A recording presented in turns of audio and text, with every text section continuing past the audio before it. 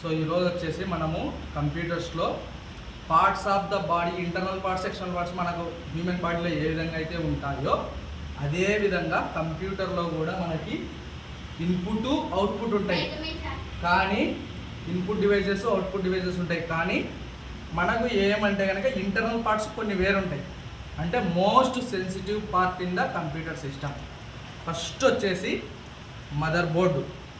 ఇక్కడ ఉండేదన్న mother board. ఈ మీరు పాత టీవీలు చూసినప్పుడు మనకేం చూపిస్తుంది, గ్రీన్ కలర్ బోర్డు వస్తాయి కదా, ఓకేనా. గ్రీన్ కలర్ బోర్డు ఆనే మదర్ బోర్డు అంటాం మనం. దానిలో చిన్న చిన్న సెన్సార్స్ ఉంటాయి. ఇప్పుడు మనకి ఇక్కడ చూసినట్టయితే కనుక పోర్ట్స్ ఉంటాయి. Power cable, బీజే cable, USB cables, ఓకేనా. ఇక్కడ ఎగ్జాస్ట్ ఫ్యాన్స్, ఇక్కడ హార్డ్ డిస్క్, ఇక్కడ ఎస్ఎంపిఎస్. ఎస్ఎంపిఎస్ అంటే what is the full form of SMPS? Switched mode power supply. ఇప్పుడు మీరు ఎప్పుడన్నా మీ ఫ్రెండ్స్ కానీ ఎవరన్నా మనం సెల్ కొనుక్కునేటప్పుడు నాది 4GB RAM, 6GB RAM, 8GB RAM అంటుంటారు. అదేవిధంగా కంప్యూటర్స్లో కూడా ఇక్కడ ర్యామ్ అనేది ఉంటుంది. కంప్యూటర్స్లో కూడా ర్యామ్ అనేటువంటిది ఉంటుంది. ఇప్పుడు దీనికి జస్ట్ 2GB ర్యామ్ మాత్రమే ఉంది దీనికి, ఓకేనా. 2GB ర్యామ్ మాత్రమే ఇక్కడ ఉండడం జరుగుతుంది. ర్యామ్ అంటే ఏమి? Random Rome memory. సో ఇక్కడ హార్డ్ డిస్క్ కూడా మనకు 1TB వరకు ఉంటుంది ఎస్ఎస్డి. ఇది ఎస్ఎస్డి మనకి SSD, solid state drive. So ఇది జీబీఎం కంపెనీకి సంబంధించింది, ఓకేనా. సో ఇది వచ్చేసి మనకి సటా కేబుల్. ఈ సటా కేబుల్స్ చూడడానికి రెండు ఒకే విధంగానే ఉంటాయి. ఒకటి మనం ఇక్కడ కనెక్ట్ చేసుకోవచ్చు. సటా కేబుల్స్లో ఒకటి మనం ఎస్ఎస్డి కనెక్ట్ చేస్తాం. చేసిన తర్వాత ఇంకొకటి ఆల్టర్నేటివ్ కనెక్ట్ చేస్తాం. ఎక్కడ మనకి ఇక్కడ ఇప్పుడు ఆల్రెడీ ఇక్కడ హార్డ్ డిస్క్ది కనెక్ట్ అయిపోయింది.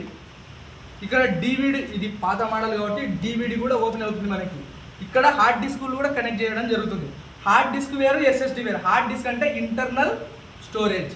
మనం ఎస్ఎస్డి అనేది ఇప్పుడు ఈ ఎస్ఎస్డిలో డేటా స్టోరేజ్ మనం ఇక్కడ ఏమైనా చేసుకోవచ్చు కదా. ఈ ఎస్ఎస్డిని తీసుకెళ్ళి వేరే సిస్టమ్ పెడితే దీనిలో ఉండే డేటా దానిలోకి వస్తుంది.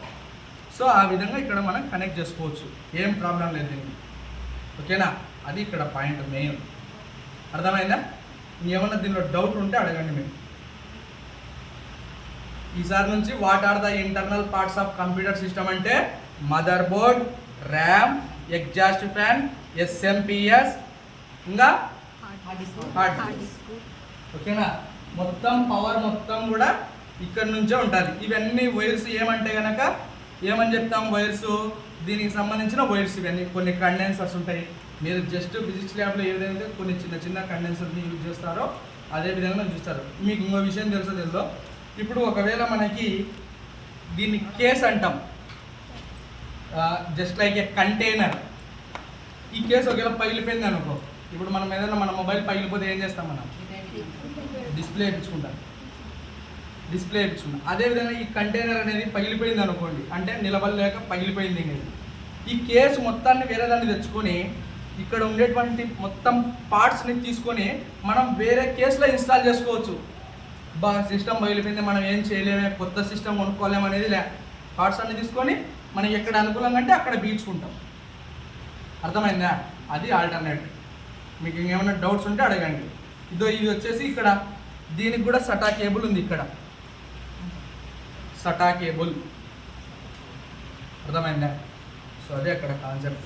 Internal, this is the brief explanation of internal parts of the computer system. ఓకేనా? అర్థమైంది కదా? అబ్జెక్ట్